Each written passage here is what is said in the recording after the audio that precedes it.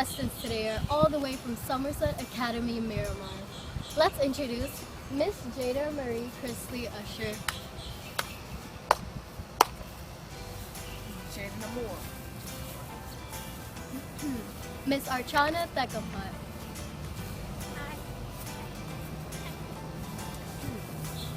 And finally, Miss Melanie Golan. Hey.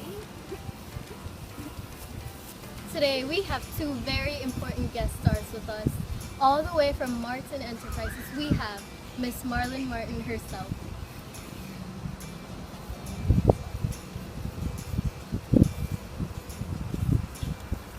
And her secretary, Miss Brianna Rodriguez.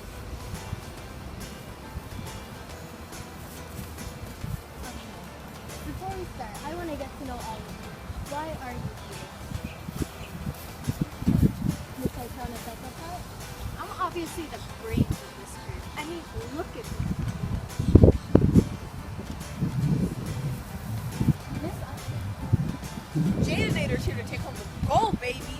You. Miss Golan. Oh, I really like it.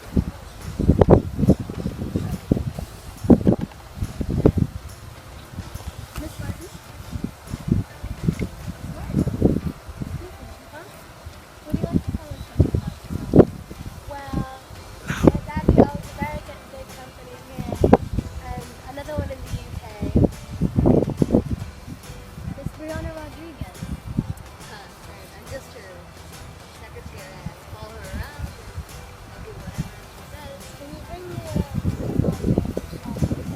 I'm sorry, but you can help me down, so you will be immediately followed. Very well. God, bring me a latte. Keep your voice down. Thank you. So you guys think you know history? Of course. Alright, let's see who takes home the gold today.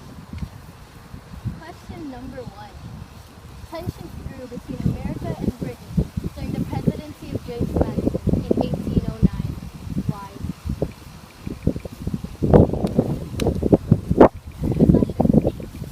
So it had to be sailing, right? I'm sorry, but that's incorrect. Anybody else? Whatever. Smart.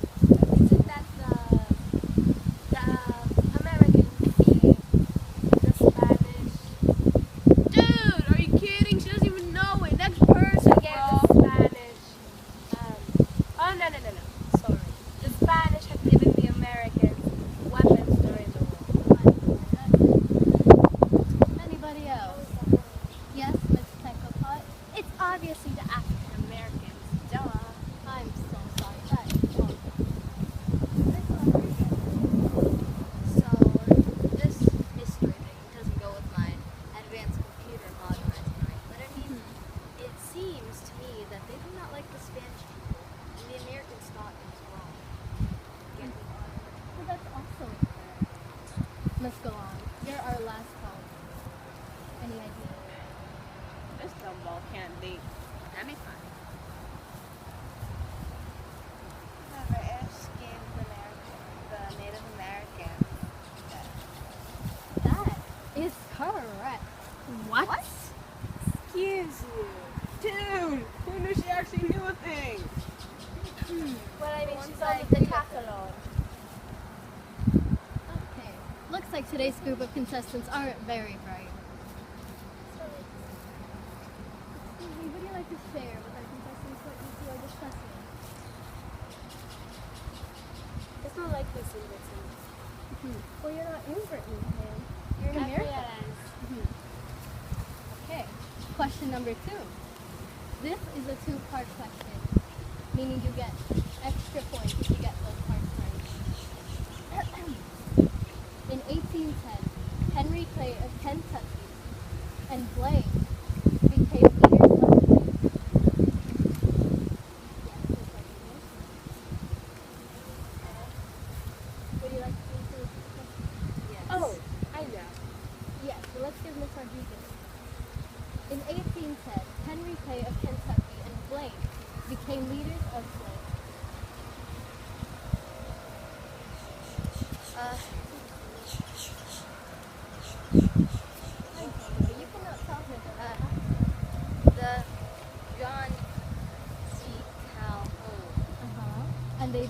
leaders of?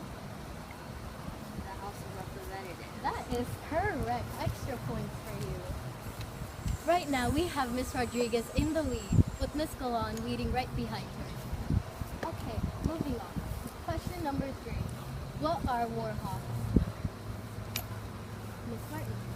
They are people who desperately wanted war with Britain. That is correct.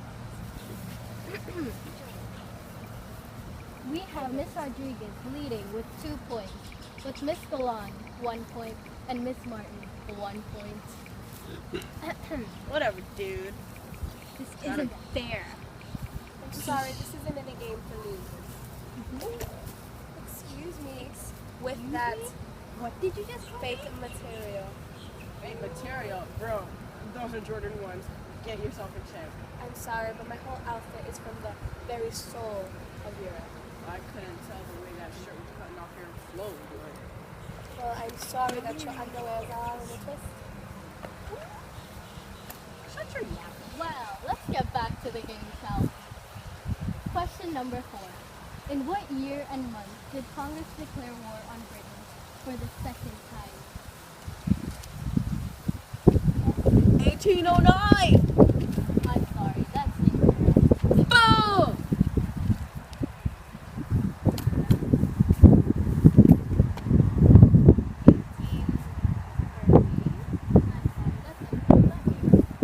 In what year and month did Congress declare war on Britain for the second time? Which one is it? Okay. June 1812. That is correct.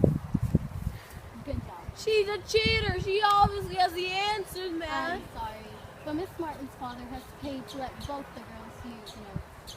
Did your father pay? Daddy's Mine isn't somewhere. much, you know. Oh, I'm sorry. Did it leave you when he went to McDonald's and he never came back? Aww. Be glad I missed, lady. Okay. Hey, Squirrely girl, pass me the shoe. I am not your maid.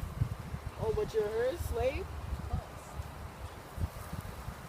Okay. Enough of this. Question number 5. How many military recruits and warships did the Americans have?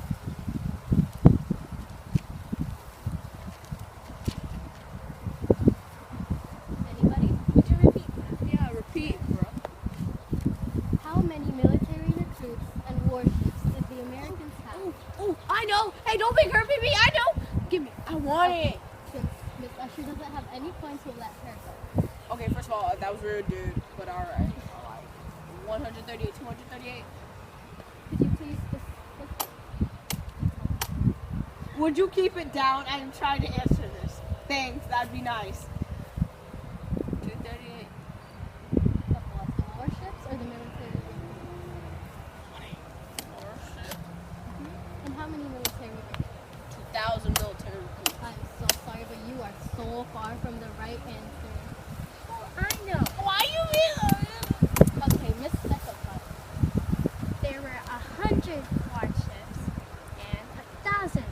Whatever, know it I all. am so sorry. That is also very far from the correct. Ha! You don't know nothing. You know what? You don't know anything at all. Alright.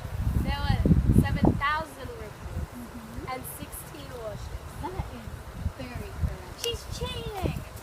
Well, her father did, so you can't say it. I actually didn't. I actually knew that.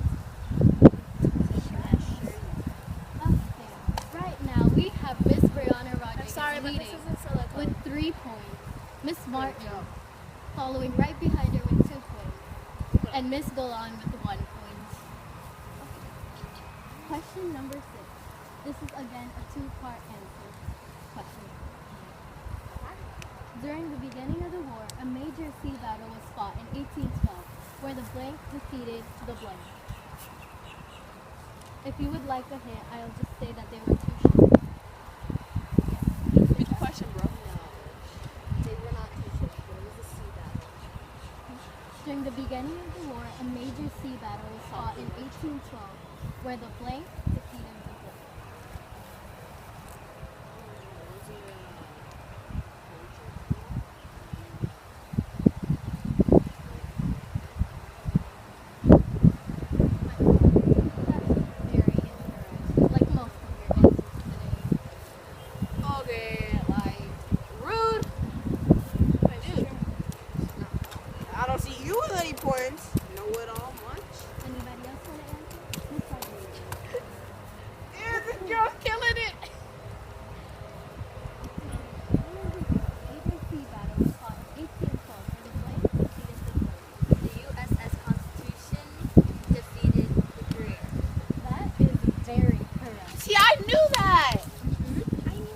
was imprinted. Oh, shut up, dumb Bill.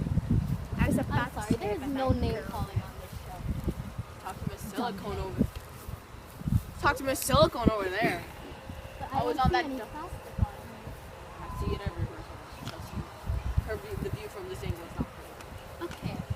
Question number 7.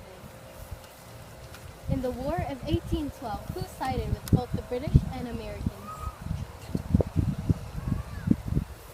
Yes, Miss Galan, you would like to answer. The Native Americans. Wow, you are correct. Surprise, surprise. Wow. Dude, she knows more than you. That will suck. Shut Sue me. Moving on. Do you have any preferences? Before the War of 1812, Warhawks wanted to invade Blaine. Why? Repeat the question again. I'm sorry. I couldn't hear you. Before the War of 1812 started, Warhawks wanted to invade Blaine. Why? Yes, Miss Usher, you seem a little bit unsure. No, Spain. No, Brazil. Portugal. No, that is incorrect. It's Canada. Why? I knew that! Keep throwing the shoe at me, Jada. I will seriously hit you. I knew that! So you didn't what? You didn't close.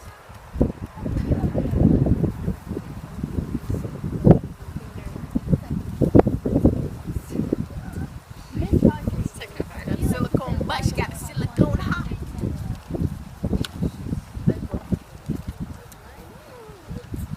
They wanted to invade Canada because they thought Canada would want to get the British influence away from them, so they wanted to destroy the British. That is correct. You get 1 point, and Miss Martin gets a point. Who's Miss Know-It-All now? At least I got some. Okay, moving on. Question number 9. After a terrible defeat, where more than 2,000 soldiers were captured, where did the Americans regain their luck?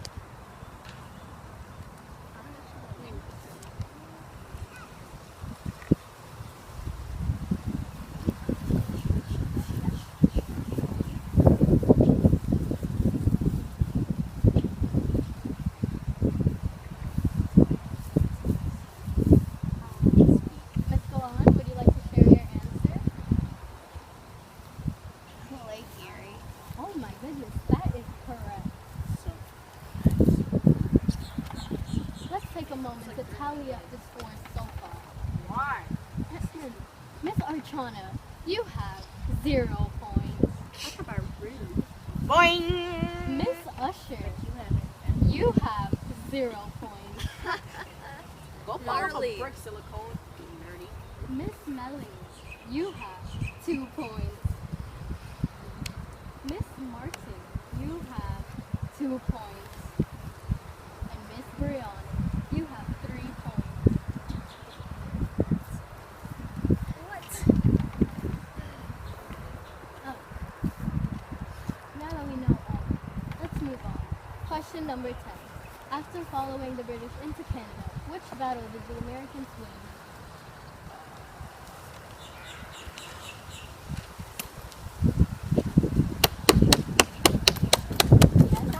The Battle of Trenton. Ha! The battle of what? Would you care to repeat your answer? Trenton.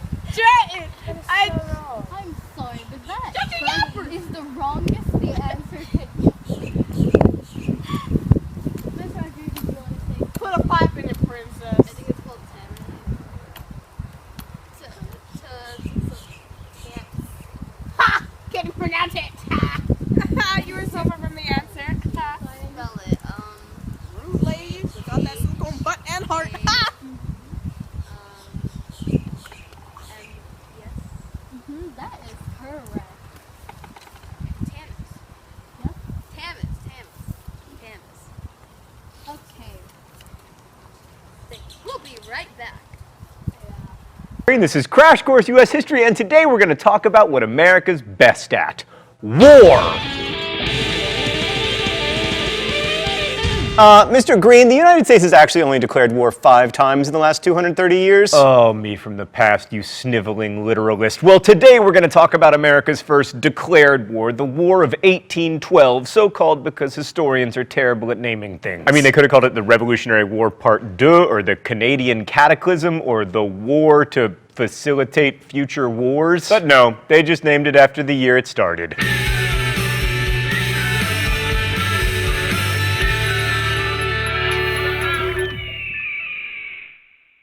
I know this disappoints the military historians among you, but as usual, we're going to spend more time talking about the causes and effects of the war than the actual, killing parts, because ultimately it's the ambiguity of the War of 1812 that makes it so interesting. The reason most often given for the War of 1812 was the British impressment of American sailors, whereby American sailors would be kidnapped and basically forced into British servitude. This disrupted American shipping. It also seems like a reasonably obvious violation of American sovereignty, but it's a little more complicated than that. First of all, there were many thousands of British sailors working aboard American ships, so many of the sailors that the British captured were in fact British, which gets to the larger point that citizenship at the time was a pretty slippery concept, especially on the high seas. Papers were often forged, and many sailors identified their supposed Americanness through tattoos of, eagles and flags. And there were several reasons why a British sailor might want to become or pretend to be an American, including that the Brits at the time were fighting Napoleon in what historians, in their infinite creativity, called the Napoleonic Wars. And on that topic, Britain's impressment policy allowed them both to disrupt American shipping to France and to get new British sailors to strengthen their war effort, which was annoying to the Americans on a couple levels, especially the French-loving Republicans, which is a phrase that you don't hear very often anymore. Another reason often given for the war was America's crazy conspiratorial Anglophobia. There was even a widespread rumor that British agents were buying up Connecticut sheep in order to sabotage the textile industry, lest you worry that America's fascination with conspiracy theories is new. So those pushing for war were known as war hawks, and the most famous among them was Kentucky's Henry Clay. They took the impressment of sailors as an affront to American national honor, but they also complained that Britain's actions were an affront to free trade, by which they meant America's ability to trade with Europeans other than Great Britain. And to be fair, the British were trying to regulate American trade. They even passed the Orders in Council, which required American ships to dock in Britain and pay tax before trading with other European nations. Britain, we were an independent nation. You can't do that kind of stuff. We have a special relationship. It's not that special. But the problem with saying this caused the war is that the orders had been in effect for 5 years before the war started, and they were rescinded in 1812 before the U.S. declared war, although admittedly we didn't know about it because it didn't reach us until after we declared war. There was no Twitter. Another reason for the war was Canada. That's right, Canada. Americans wanted you, and who can blame them with your excellent healthcare and your hockey and your first-rate national anthem? Stan, this is fun, but enough with the hashtag 1812 problems. According to Virginia Congressman John Rudolph, agrarian cupidity, not maritime rights, urges the war. We have heard but one word: Canada!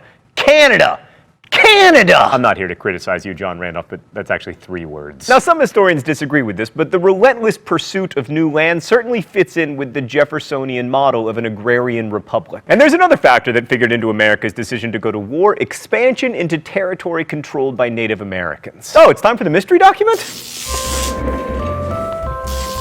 The rules here are simple. I try to guess the author of the mystery document. Usually I'm wrong and I get shocked. All right, let's see what we got here. You want, by your distinctions of Indian tribes and allotting to each a particular tract of land, to make them to war with each other. You never see an Indian come and endeavor to make the white people do so. It's Tecumseh! Drop the mic! Is something that I would do, except that the mic is actually attached to my shirt, so there's no drama in this. Clearly a Native American criticism of white people, and I happen to know that that particular one comes from Tecumseh, and I don't get shocked today! So it shouldn't come as a surprise that Americans were continuing to push westward into territory where Indians were living. I mean, this was a big reason for the Louisiana Purchase, after all. By the beginning of the war, more than 400,000 settlers had moved into territories west of the original 13 colonies, and they outnumbered American Indians by a significant margin. Some Native groups responded with a measure of assimilation. Cherokees like John Ross wanted to become more civilized, that is, more white and farmery, and some of them did even adopt such civilized practices as written languages and slavery, the most civilized practice of all. People are always like, why aren't you more celebratory of American history? Well, why isn't there more to celebrate? But other Indians wanted to resist. The best known of these were the aforementioned Tecumseh and his brother Stan, can you just put on the screen? Yes, let's just enjoy looking at that. Right, that's just for all you visual learners. So he was also known as the Prophet because of his religious teachings and also because of the pronunciation issues. The Prophet encouraged Indians, especially those living in and around the settlement of Prophetstown, to abandon the ways of the whites, primarily in the form of alcohol and manufactured consumer goods. So stop drinking alcohol and eating refined sugars. This guy sounds like my doctor. Tecumseh was more militant, attempting to revive Neolon's idea of pan-Indianism and actively resisting white settlement. As he put it, sell a country, why not sell the air, the great sea, as well as the earth? Did not the Great Spirit make them all for the use of his children? The Americans responded to this reasonable criticism in the traditional manner, with guns. William Henry Harrison destroyed the native settlement at Prophetstown in what would become known as the Battle of Tippecanoe. He would later ride that fame all the way to the presidency in 1840, and then, spoiler alert, he would give the longest inauguration address ever, catch a cold, and die 40 days later. Let that be a lesson to you American politicians. Long speeches, fatal. So I've just painted a pretty negative picture of the Americans' treatment of the Indians because it was awful, but I haven't mentioned how this relates to the War of 1812. The Americans were receiving reports that the British were encouraging Tecumseh, which they probably were. And the important thing to remember here is that the War of 1812, like the 7 Years' War and the American Revolution, was also a war against Indians, and as in those other two wars, the Indians were the biggest losers. And not in the cool way of the biggest loser, where like Trainer Bob helps you lose weight, but in the really sad way, where your entire civilization gets John C. Calhoun. So the War of 1812 was the first time that the United States declared war on anybody. It was also the smallest margin of a declaration of war vote, 79 to 49 in the House and 19 to 13 in the Senate. Northern states, which relied on trade a lot, didn't want to go to war, while southern and western states, which were more agrarian and wanted expansion to get land for farming and slavery, did. The closeness of the vote reflects a profound ambivalence about the war. As Henry Adams wrote, "Many nations have gone to war in pure gaiety of the heart, but perhaps the United States were the first to force themselves into a war they dreaded, in the hope that the war itself might create the spirit they lacked." Don't worry, Henry Adams. In the future, we're going to get pretty gaiety of heartish about war. Anyway, as an actual war, the War of 1812 was something of a farce. Let's go to the thought bubble. The U.S. Army numbered 10 to 12,000, and its officers were sunk into either sloth, ignorance, or habits of intemperate drinking. The U.S. Navy had 17 ships. Great Britain had 1,000. Also, America had very little money. Britain collected 40 times more tax revenue than the U.S. But Britain was busy fighting Napoleon, which is why they didn't really start kicking America's butt until 1814, after Napoleon was defeated. Napoleon's defeat was also the end of the practice of impressment, since Britain didn't need so many sailors anymore. Initially, much of the war consisted of America's attempts to take Canada, which any map will show you went smashingly. Americans were confident that the Canadians would rush to join the U.S. When marching from Detroit, General William Hull informed the Canadians that, quote, "You will be emancipated from tyranny and oppression and restored to the dignified station of free men." And the Canadians were like, yeah, we're okay actually. And so the British in Canada, with their Indian allies, went ahead and captured Detroit and then forced Hull's surrender. America's lack of success in Canada was primarily attributable to terrible strategy. They might have succeeded if they'd taken Montreal, but they didn't want to march through northern New York because it was full of Federalists who were opposed to the war. Instead, they concentrated on the west, that is the area around Detroit, where fighting went back and forth. The British found much more success, even seizing Washington, D.C. and burning the White House. In the course of the battle, British Admiral George Cockburn, overseeing the destruction of a newspaper printing house, told the forces that took the city, "Be sure that all the seas are destroyed so that the rascals cannot any longer abuse my name." It's hard out there for a Cockburn. Thanks, Thought Bubble. Given these problems, it's amazing there were any American successes, but there were. The battleship USS Constitution broke the myth of British naval invincibility when cannonballs bounced off it and earned it the nickname Old Ironsides. Oliver Hazard Perry defeated a British fleet in, of all places, Lake Erie. At the Battle of the Thames, William Henry Harrison defeated Tecumseh, and the Battle of Horseshoe Bend showed one of the reasons why Indians were defeated when Andrew Jackson played one group of Creeks against another group of Creeks and Cherokees. 800 Indians were killed in that battle. And speaking of Jackson, the most notable American victory of the war was the Battle of New Orleans, which catapulted him to prominence. He lost only 71 men while inflicting 2,036 British casualties. Of course, the most memorable thing about the battle was that it took place 2 weeks after the peace treaty ending the war had been signed, but hey, That's not Jackson's fault. Again, no Twitter, hashtag 1815 problems. The Treaty of Ghent, which ended the war, proved just how necessary the war had been, not at all. No territory changed hands. When negotiations started in August 1814, the British asked for northern Maine, demilitarization of the Great Lakes, and some territory to create an independent nation for the Indians in the Northwest,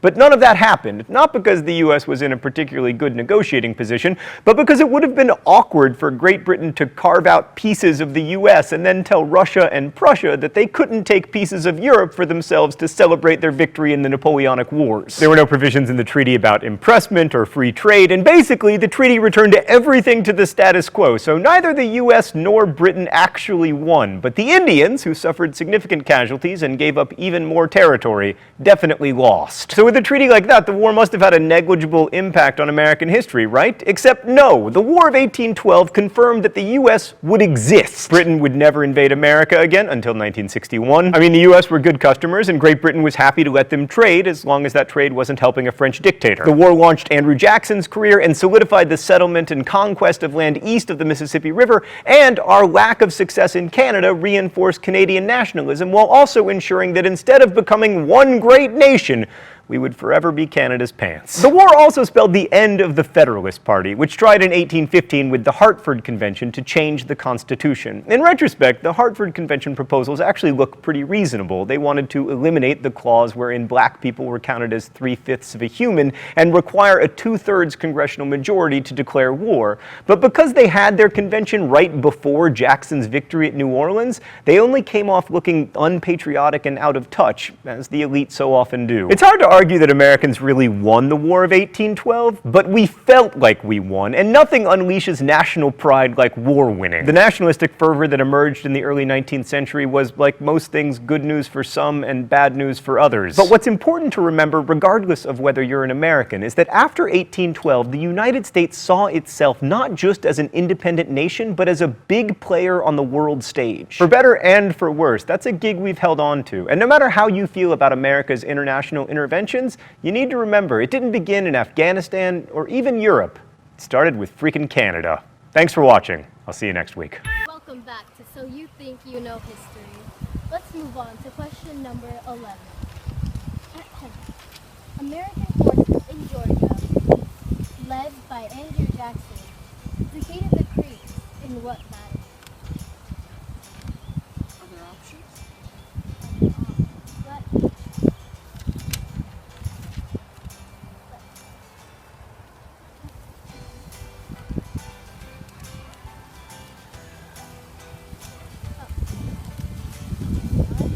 I'm sorry, there are no multiple choice questions. Yes, it's a Obviously, the Battle of Cowpens. Sorry, that is very incorrect.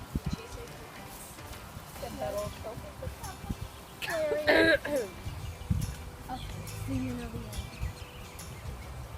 Can you repeat the question, please?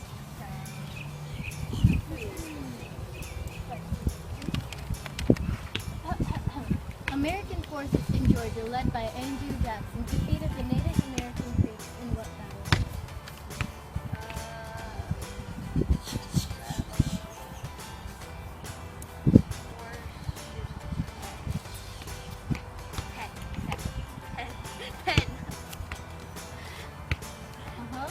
I'm sorry, I didn't know.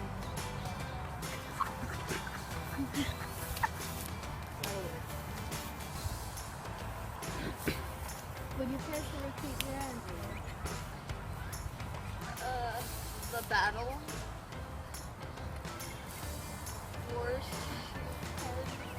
That is correct. Yes. It was the Battle of Horseshoe Bend. Bend. Yeah, I said bend. Horseshoe bend. Yep. We have Brianna leading with 5 points.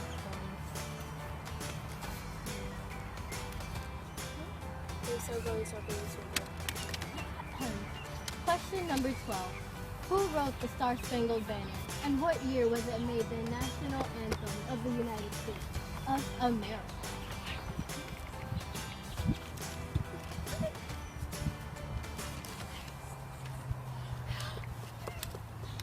Yes, Miss Usher? The year 1902. I'm sorry, that's incorrect. I know who wrote it. Yes, Francis Scott Key. that is correct. Do you know what year it was made the national anthem?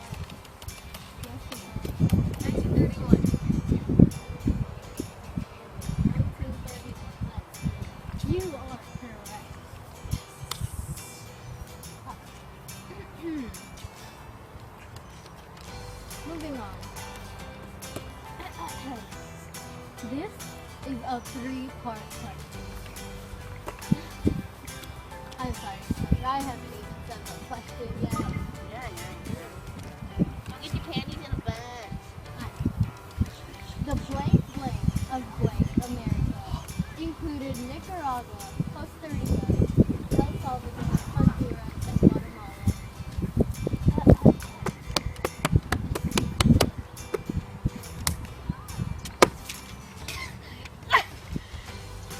Yo, Bacardi!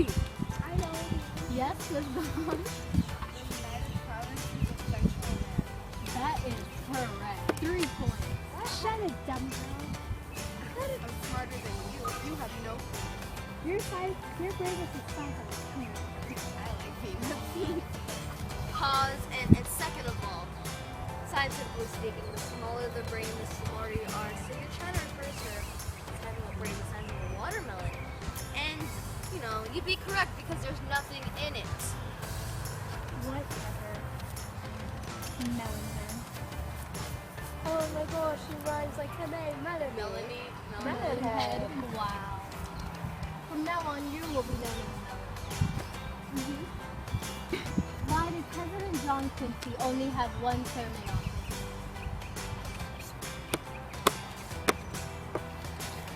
Anybody want to answer? Yes. They didn't like her. Yes. You're very close. The American king. Yes, that is correct.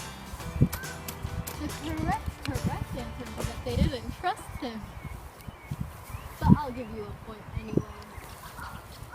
This just isn't fair. Honey life is. You haven't buzzed in about a year. I don't know why I even called her name. What is it? None of you. I don't think you guys have buzzed in like. I'm sorry, Miss Esther. Are you feeling a little frustrated? A little? A little? Okay. She wants to zen. What happened to your rock on, dude, live? Shut up. Next question. Okay. In what year did Brazil gain independence? And who did they gain it from?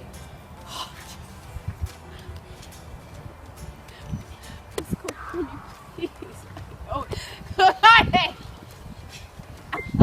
Anybody? Oh my god. Can you repeat the question? Sure. Miss Bacardi. In what year did Brazil gain independence? And who did they gain it from? What is the matter with you people? I know. Yes? Finally, It's obviously a How? Are you this? It is. They are Spanish. Yes, that's all. independence in 1920.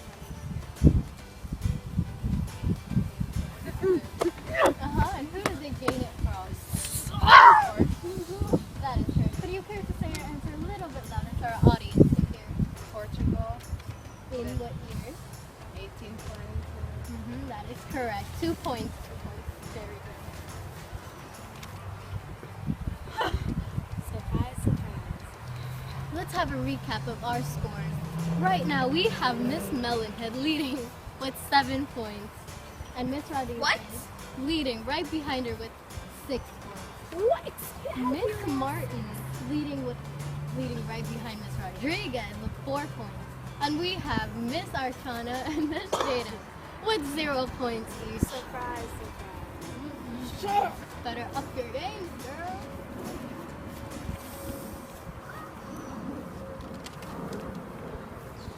Miss Doctor, would you like to cool down a bit? You know, just No. I'm perfect. Get on with the question. Okay. You win. Who was a well-known leader known for wanting to help Mexico gain independence from Spain?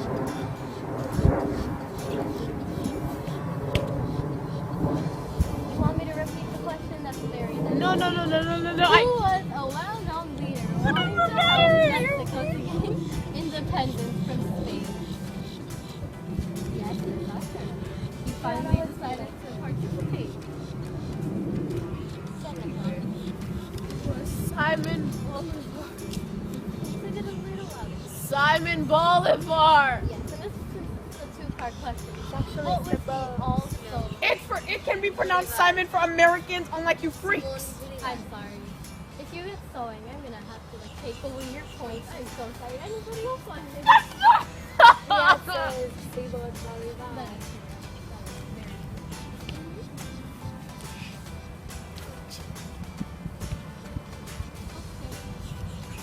very okay. What was Simon Bolivar's other name? Yes, Fletcher. Liberator. Was the liberator. Yes, that's correct. Thank you. Thank you so much. You're so kind. I know. I've been told. Genius, even. Okay. Let's see here. When did Mexico gain independence from Spain? Yes, Ms. Jessica? It's obviously 1810. That is very wrong. I'm sorry. Anybody else? What? I thought It's in 1876. that's very wrong. Yes, Miss Martin. Yeah, 1821. Yes, that's correct. Okay.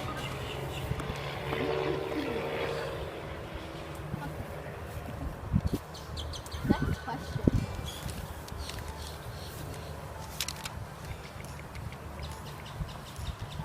Let's see. Okay, here we go. When did the War of 1812 end, and how did it end?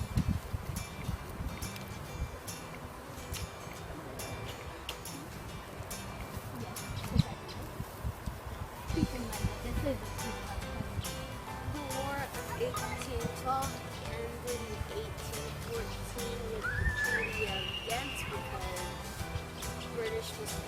because Britain was tired of war.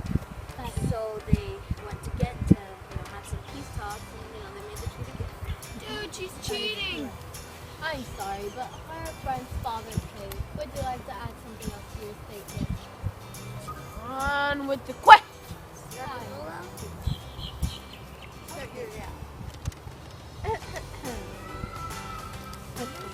If you got so much money, why don't you buy a new pair of glasses, freak?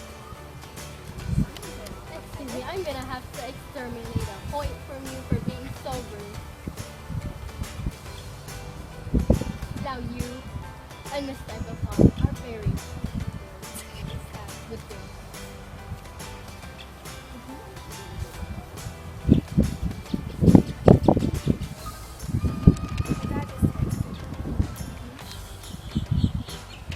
Tell him that he should be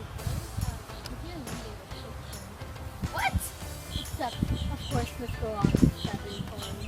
I have like 9 points. I'm sorry. But you only have 6. I just got 2 more 8 points. This game is cheap. That's what I'm saying. And Ted over there actually knows something. The War of 1812 was also known as this. Anybody? The War of 1812 was also known as this.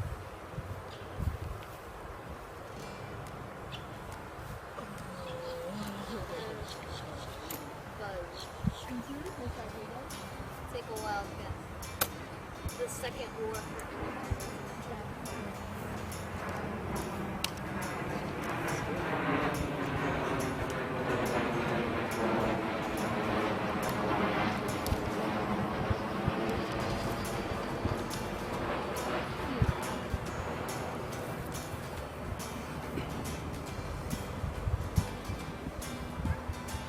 The Monroe Doctrine stated that the U.S. would not allow European nations to blank American colonies or blank with Latin American free nations.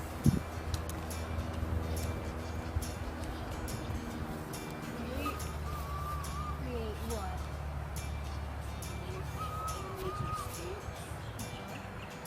Or blank with Latin American free nations. You have to get the second part right to Wait.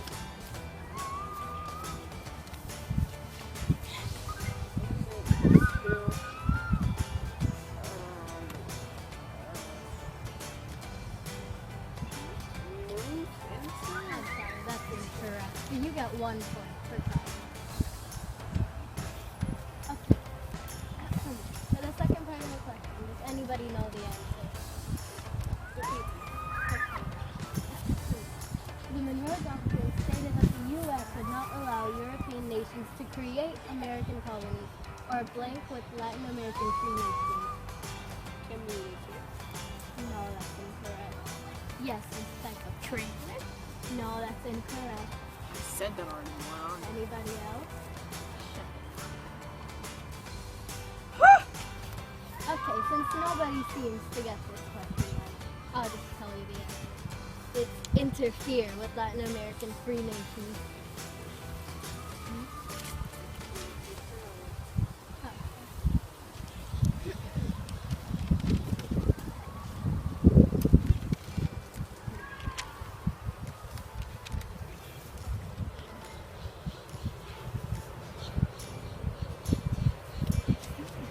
What is a blockade?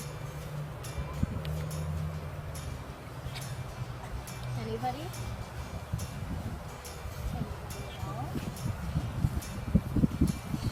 Yes, it's fine. It actually means a set of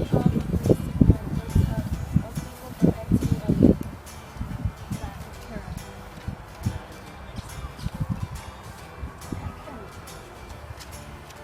Okay. We have Miss Usher with 1 point, Miss Golan with 7 points, Miss Martin also 7 points, and Miss Rodriguez with 8 points. What about me, man? I'm sorry, but you have 0 points. Boing! Shut up. Or what? Sue me. I'm sorry, Miss Usher. I'm not. That's a point for your rude behavior.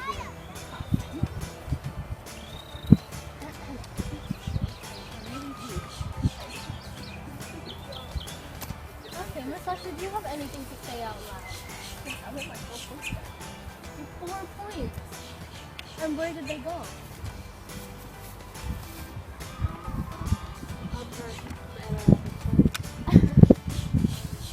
Along with her attitude. Yeah, up here, some of them. Along with your attitude. What happened to the Federalist Party after the War of 1812? I'm sorry, say that again. What happened to the Federalist Party after the War of 1812? Miss Usher? It's just not a fill in the blank question. Some began like disband, like, Yes, and it eventually disappeared. that is correct. Whoa! She knows something. I know. should have 4 points. We're all surprised. Surprise. Well, at least I'm not with zero. But okay. She's cut out for this after all.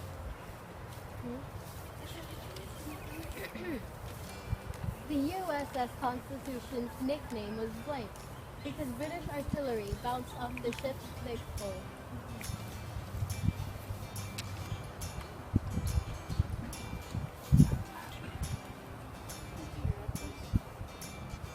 Back in my day.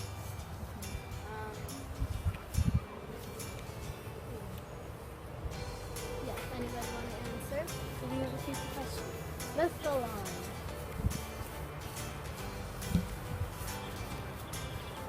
Raise my hand. I think you did. I just volunteered you. You have been volunteers. It's volunteer. The USS Constitution's nickname was blank because British artillery bounced off the ship's thick hull.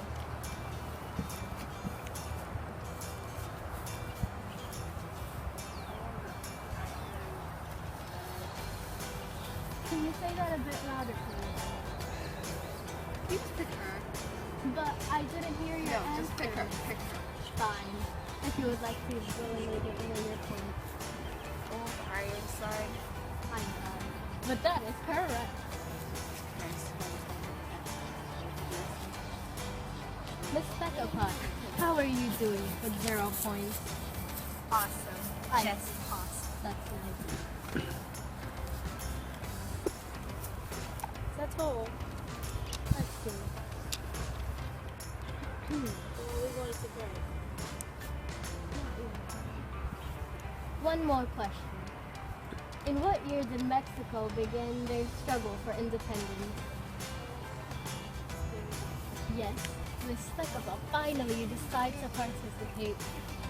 18. That is correct. She knows a thing or two. Look at that. Bravo, let's all give a hand. I know. Miss, not know it all.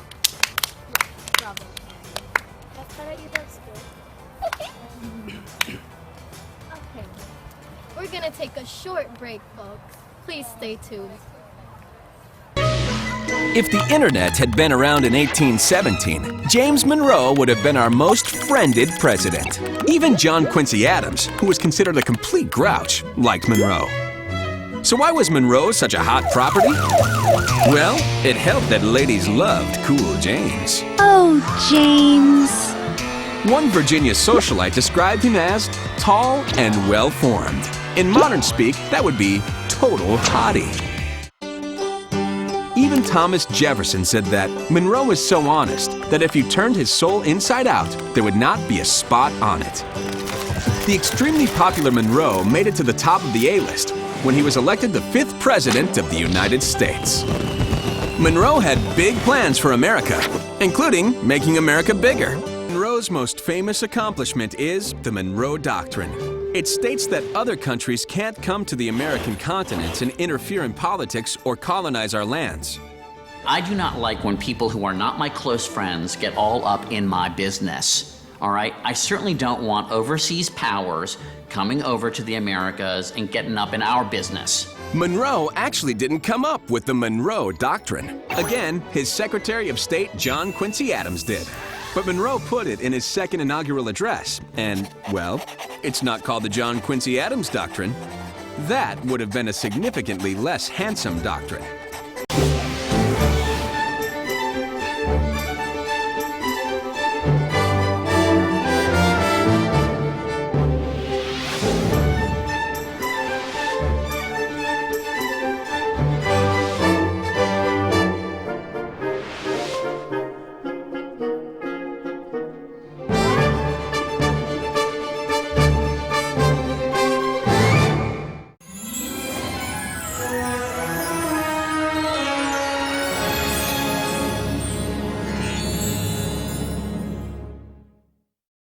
Welcome back, folks, and get ready for the final question of the night.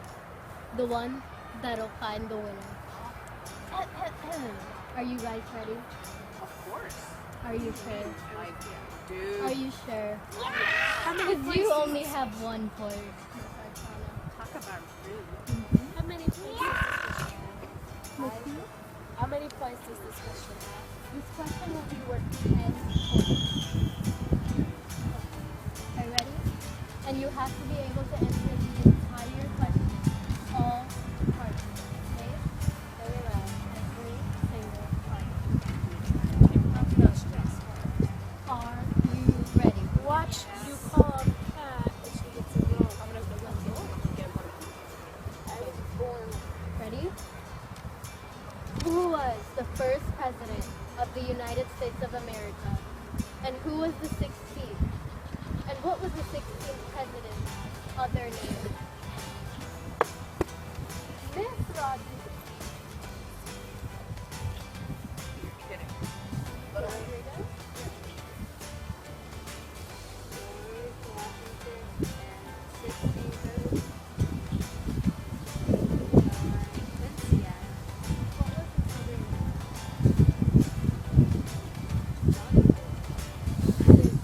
Very incorrect. Wow. Miss Usher. Pay you to be this stupid. George not pay Washington Carver, Huh? Abraham Falcone, and Honest Abe.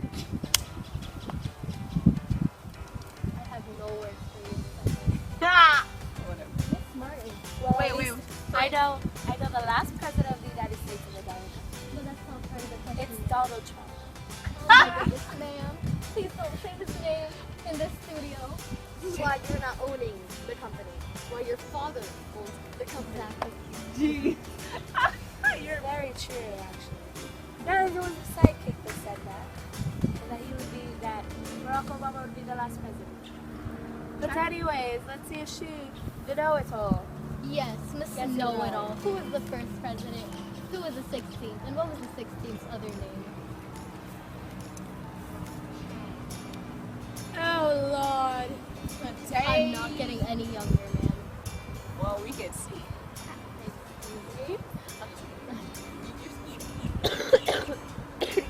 The first president of the United States of America.